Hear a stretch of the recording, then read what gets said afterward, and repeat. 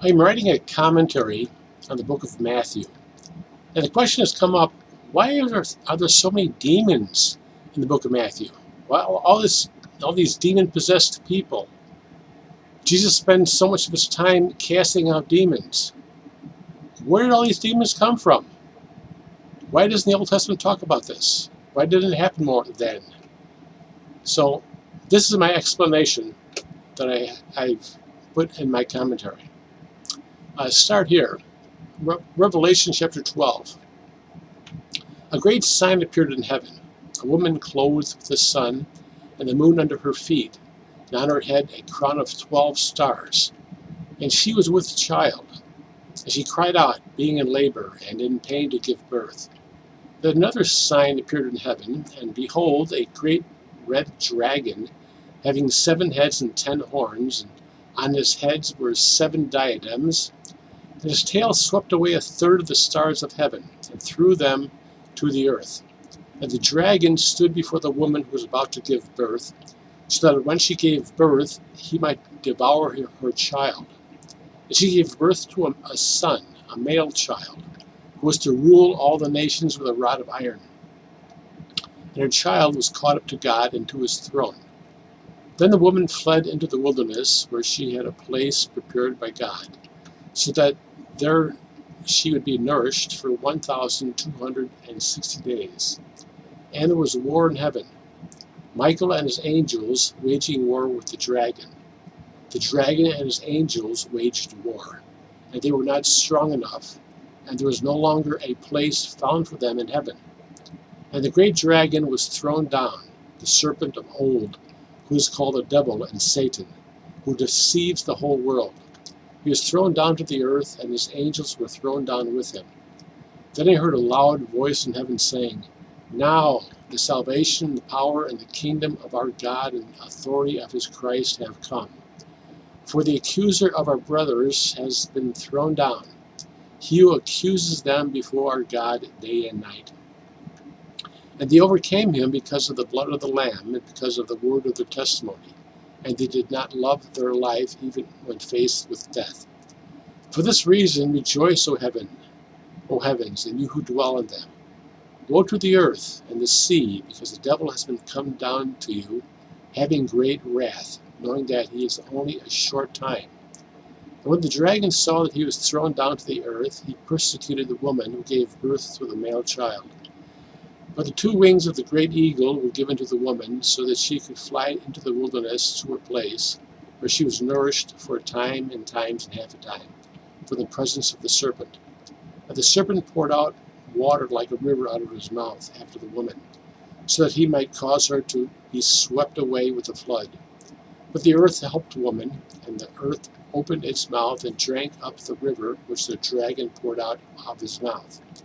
So the dragon was enraged with the woman, and went off to make war with the rest of her children, who keep the commandments of God and hold to the testimony of Jesus. Revelation is a difficult book to understand. Divisions in chronological order, meaning the events that are depicted by them. So if you go to Revelation, are all the events, all the visions occurring in order of as these would appear in regular life, in events on earth? I don't think so. Compare Revelation 4, where John is taken up to heaven, and he sees the throne of God and the 24 thrones of the elders. There's a book there that is sealed, and there's nobody to open the book until finally the Lamb appears to open the book. The Lamb is Jesus. But why wasn't he seated at the right hand of God at the beginning of the vision? Because it was a vision and not literal historical fact. The vision was of the past. The Lamb was not yet seated at the Father's right hand. So in Revelation 12, a woman gave birth to a male son who was about to shepherd all the nations with a rod of iron.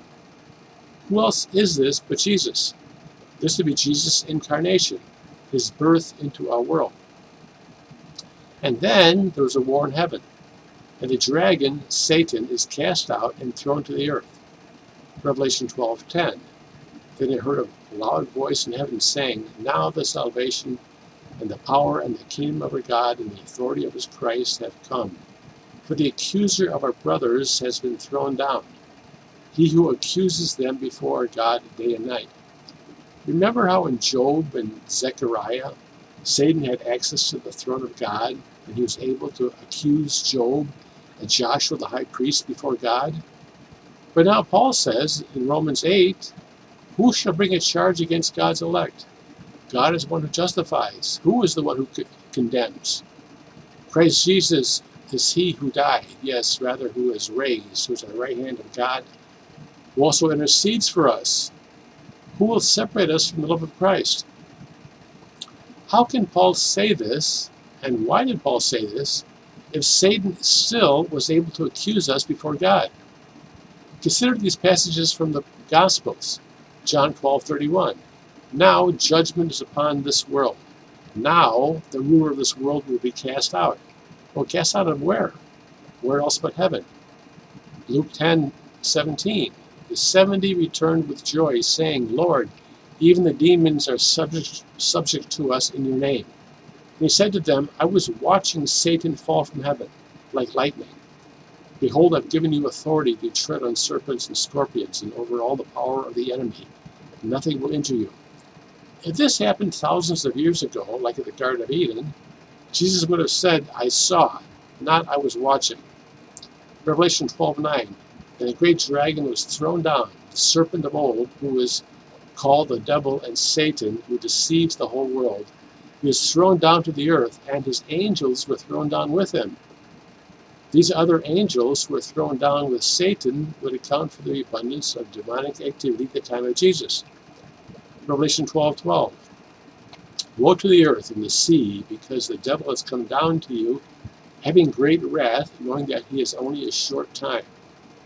Revelation 12:17. So the dragon was enraged with the woman and went off to make war with the rest of her children, and keep the commandments of God and hold to the testimony of Jesus. And this all seems related to Peter's words. 1 Peter 5:8. Be of sober spirit, be sober, be vigilant. The adversary, the devil, as a roaring lion, prowls about seeking to whom he may devour. I don't pretend this will answer all the questions. I still have some, but I think it answers a lot of them.